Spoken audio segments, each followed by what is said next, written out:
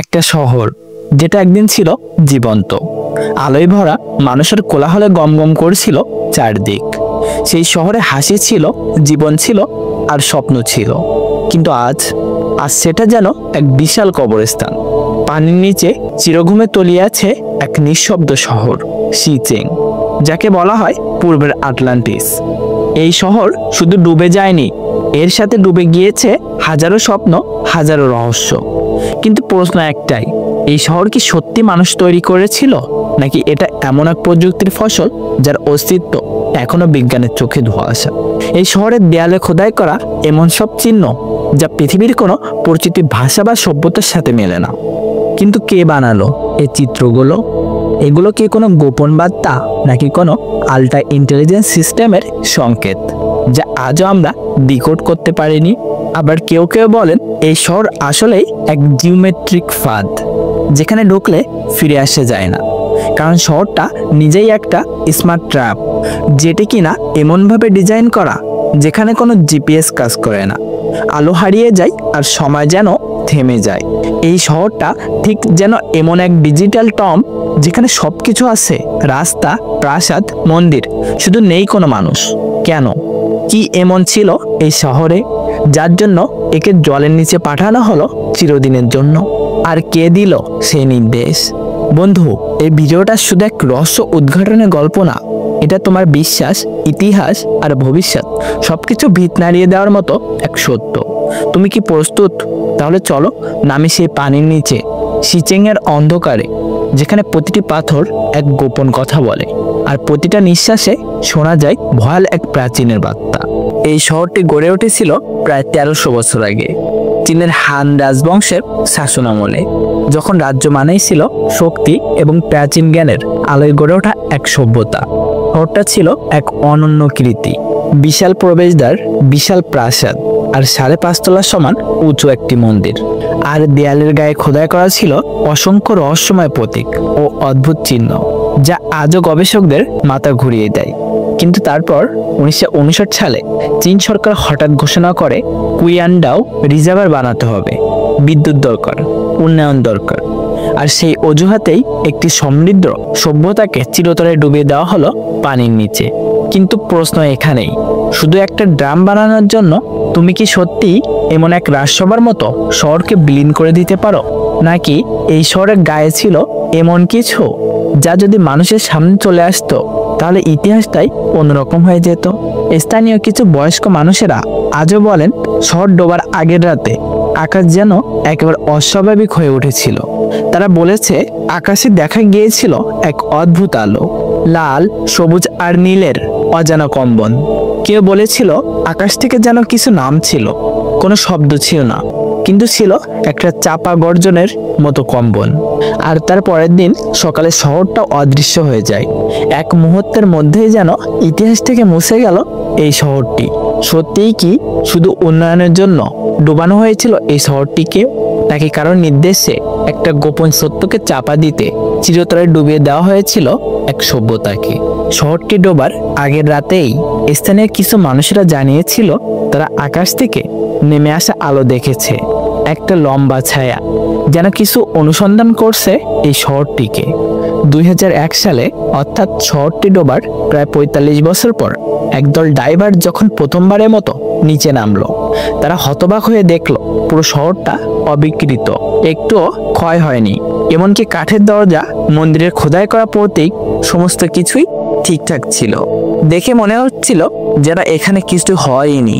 বিজ্ঞানীরা বলেছেন পানির পিএইচ ব্যালেন্সের জন্য সংরক্ষিত ছিল, কিন্তু প্রকৃত সত্য অনেক গবেষক বলেন এখানে ছিল এক ধরনের অদৃশ্য শক্তি যা শহরটিকে সময়ের ক্ষয় থেকে রক্ষা করেছিল।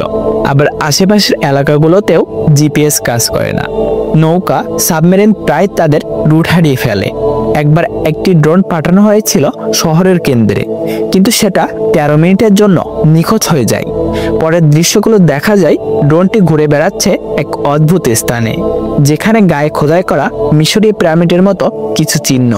কিন্তু প্রশ্ন হলো, চীনের এক নিঃশব্দ জলের নিচে মিশরীয় পিরামিডের মতো প্রতীক কিভাবে এলো?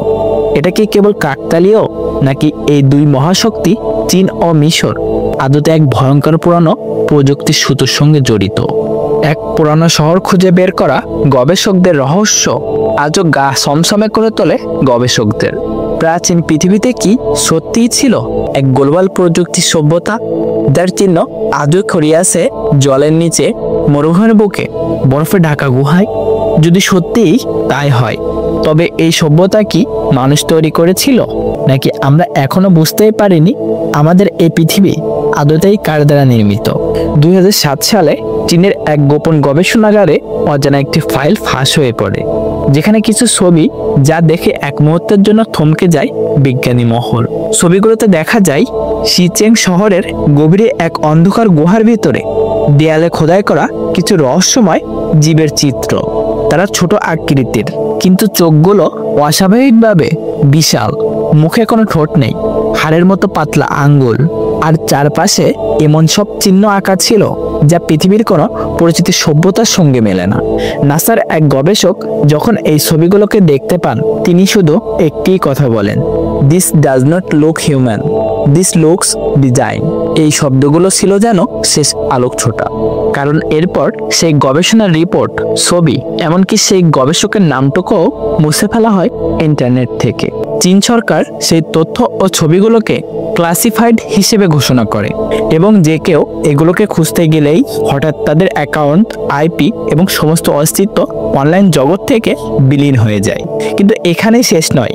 তৎকালীন ডাইভ এক্সপেডিশনের অংশ নেওয়া 9 জন গবেষকদের মধ্যে 4 জন অদ্ভুতভাবে নিখোঁজ হয়ে যান। কেউ দেখে না তাদের শেষ মুহূর্ত, কেউ খুঁজে পায় না শরীর বা ডাইভ স্যুটের কোনো অংশ।